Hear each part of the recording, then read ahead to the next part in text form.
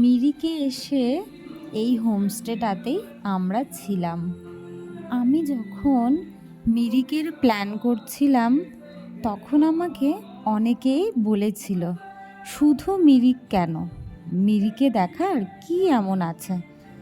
এই ভিডিওর মাধ্যমে আমি তাদেরকে একটু ঝলক দিতে চাই যে মিরিকে দেখার মতো অনেক কিছুই আছে। আমরা যদিও পুরোটা দেখে শেষ করতে পারিনি, কারণ প্রচণ্ড বৃষ্টি হচ্ছিল, কিন্তু তার মধ্যেও যেটুকু দেখেছি যথেষ্ট। আমাদের হোমস্টের বারান্দা থেকে এই সুন্দরভাবে লেকটা দেখা যায়, পুরো লেকের ভিউটাই নেওয়া যায়। এই হচ্ছে আমাদের হোমস্টে। সামনে সুন্দর করে ফুলের গাছ টাছ লাগানো আছে।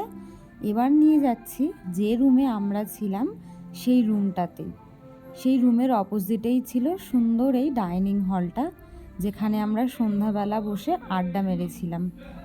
আর বেডরুমের মধ্যে দুটো করে বেড রাখা আছে, একটা করে ডাবল বেড আর একটা করে সিঙ্গেল বেড। একটা কাভার্ডও দেওয়া আছে জামা কাপড় রাখার জন্য, আর ওটা চলে গেল টয়লেট। বেডরুমগুলো কিন্তু যথেষ্ট স্পেসিয়াস আর খুব সুন্দর করে সাজানো।